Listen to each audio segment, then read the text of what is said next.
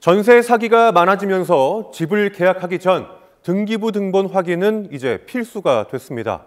그런데 이 등기부 등본을 분명 확인했는데도 사기를 당했다는 피해자들이 속출하고 있는데요.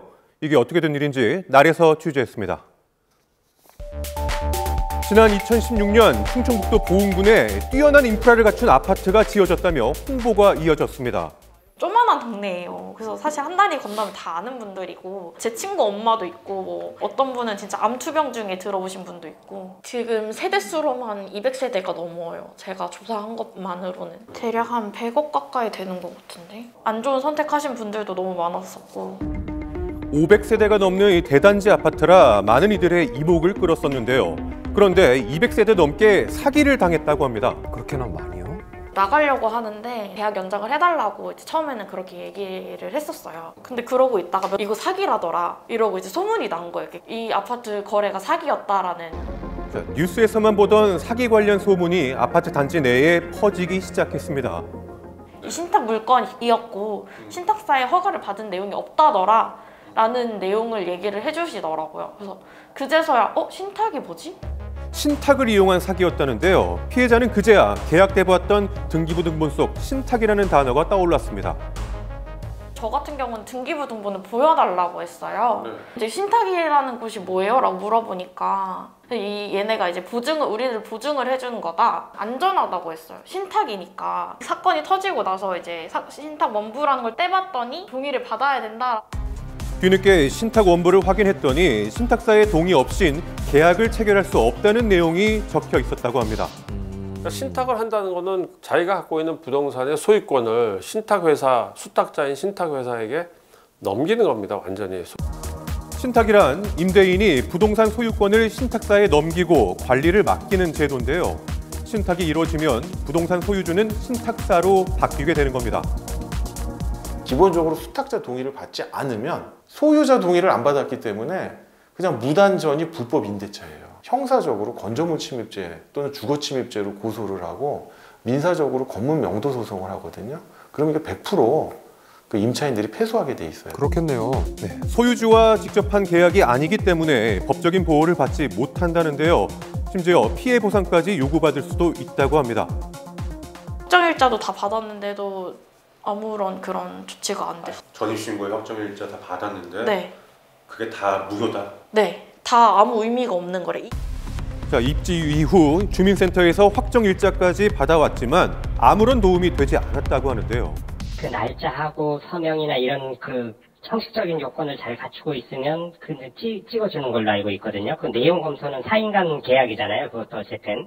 근데 거기에 불법성을 어떻게 발견을 할까요? 그거를 좀 제도적으로 보완해야 될 게 확정일자라는 게 내용을 보는 게 아니에요. 날짜를 속일까 봐 날짜만 확인해 주는 거거든요. 이 날짜에 뭔가가 체결됐네만 보는 거예요. 현실적인 수준에서는 누가 걸러주는 사람도 없어요. 모르시는 거예요, 그냥. 자, 현 제도에서는 이게 사기임을 알 수 있는 방법이 부족하다는데요. 때문에 세입자 스스로 피해를 책임져야 합니다. 피해자들은 총 피해 규모가 수백억 원에 달할 것으로 주장을 하고 있는데요. 이렇게 될 때까지 신탁사는 과연 몰랐던 것일까요? 확인해 보겠습니다.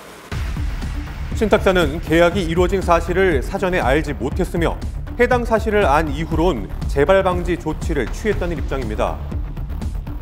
부동산 소유권을 넘겨받았지만 사기인 줄 몰랐다는 입장인데요. 이에 전국 각지에서 피해자들이 속출하고 있는 상황입니다. 자, 이처럼 신탁을 이용한 전세 사기 사건들은 전국적으로 일어나고 있는데요. 과연 처벌은 어떻게 될까요?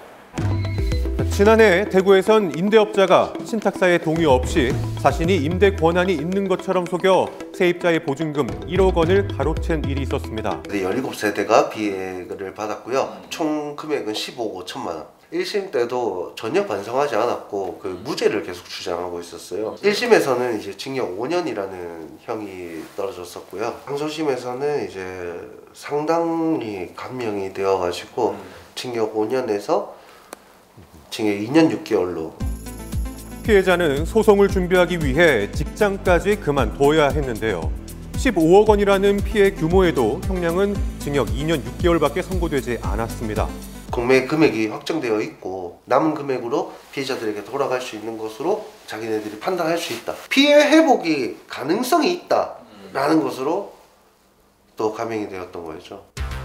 부동산 감정액에서 은행 대출금을 제외하고도 금액이 남았기 때문에 피해 회복이 가능하다고 판단했다는데요. 저희는 불법으로 지금 거주하고 있다고 말씀드렸지 않습니까? 공매가 진행이 되면은 저희는 거기에다가 배당 요구를 할 수가 없어요. 그 지위가 있지 않아서. 세입자로서의 권리를 주장할 수 없기 때문에 공매 결과와 무관하게 보증금을 변제받는 건 어렵다고 합니다. 그렇다면 이 사기를 막을 방법은 애초에 없는 걸까요? 과연 이제 이게 신탁의 본질적인 제도에 맞느냐, 빈틈 또는 편법을 할 수 있는 여지를 만들어주고 있잖아요. 신탁회사가 임대차를 할 때는 직접 임대인이 되라 이런 법이 있으면 좋겠어요. 그러면 아무 문제 안 생겨요. 자, 법의 사각지대에 놓여 있는 신탁제도의 허점, 안전한 보금자리 마련을 위해서라도 하루빨리 안전장치가 마련돼야 하겠습니다.